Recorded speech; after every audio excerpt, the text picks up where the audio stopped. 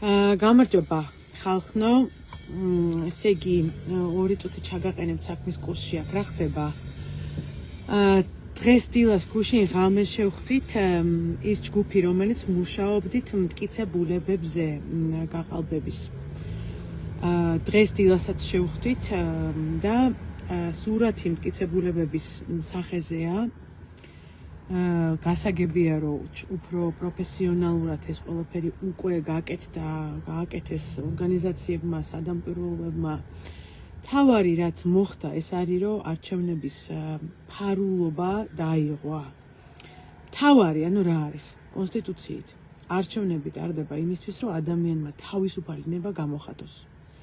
თავისუფალი ნება ეს დაირღვა, ეს წაერთვა ხალხს. ოღონდ წაერთვა სისტემურად და მთელი ქვეყნის მასშტაბით. ანუ 2002 წლიდან ვაკვირდები მე არჩევნებს, პატარაობიდან ფაქტობრივად და სულ ლაპარაკობთ ხოლმე გაყალბების მეთოდებზე.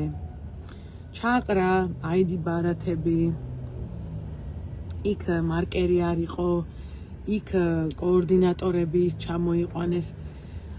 ახლა სხვაობა ის არის რომ ეს ყველაფერი მოხდა ერთად და მოხდა ასევე ელექტრონული მოწყობილობების სისუსტეების გამოყენებით,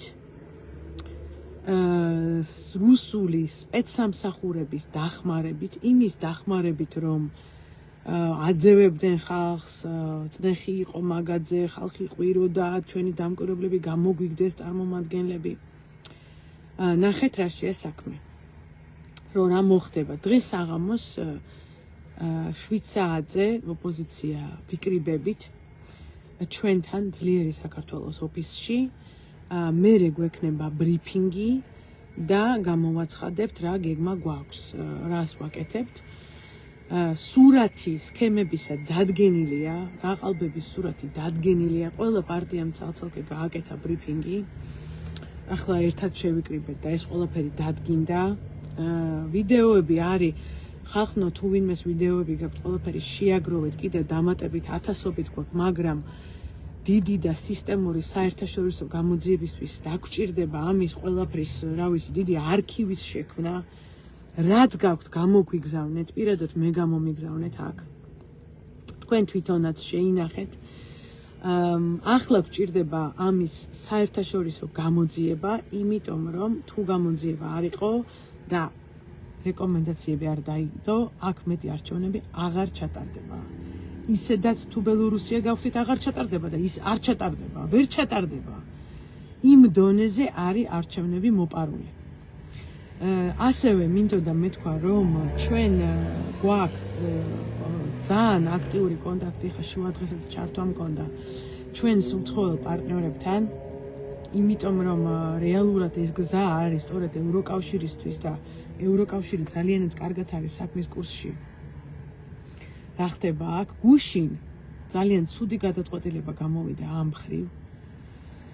იმ გაგებით რომ რეალურად საბოლოოდ ჩაიკეტა ამ ხელისუფლების პირობებში ევროკავშირისთვის გზა, იმიტომ რომ ითქვა რომ საქართველოსთან მოლაპარაკებები არ იქნება ალბანეთთან, იქნება მოლდოვასთან, იქნება ბოსნია-ჰერცეგოვინასთან, იქნება საქართველოსთან არ იქნება და პირდაპირ არის ჩაწერილი რომ ეს არის 26 ოქტომბრის გამო. ამაშია საქმე. განცხადებები დასავლეთიდან მოდის და დასავლეთი არაპირებს ამ არჩევნების აღიარებას, ამ გაყალბების აღიარებას, მასშტაბი იმხელაა. პრეზიდენტი საქმის კურსშია და ყველაფრის შესახებ ინფორმირებულია. გუშინ მას თავისი ბრიფინგი ჰქონდა და ახლა მისი დაბარება იმაში აქვია პროკურატურაში, ხო საერთოდ სასაცილოა, ადამიანს იმუნიტეტი აქვს სადიბარებ. მაგრამ ნუ ახლა რაღაცა ძალაუნს დემონსტრირება უნდა გააკეთონ და შოუ უნდათ რომ მოაწყონ და შეურაცხყოფა მიაყენონ, ეგ არის. ხო და არავინ ჩვენ არ ვაპირებთ არსად მისვლას. 5 ჯერ ვიყავი შინაგან საქმეთა სამინისტროში, რაც პოლიტიკაში ვარ, 5 ჯერ ჩემ საქმეებზე მარტო ბინა რო გამიქურდეს და კამერა რო დამიდგეს იმაში, რა ქვია, სახში და ეხლა არ ვაპირებ კიდევ იარო, რა ის კი არ მჭირს მართლა სტოკჰოლმის სინდრომი. საერთაშორისო გამოძიებას ვითხოვთ, ამის პრეცედენტები არსებობს. ევროკავშირის ფარგლებში. მანამდე, რა თქმა უნდა, ეს არჩევნები არ უნდა იყოს აღიარებული და აქ მთავარი სიტყვა აღიარება ამას აკეთებს სხვადასხვა სახელმწიფოები, მთავარი სიტყვა და მუშაობა ამას ვაკეთებთ გვაქვს ჩვენ საერთაშორისო ორგანიზაციებთან, ჩვენ პარტნიორებთან.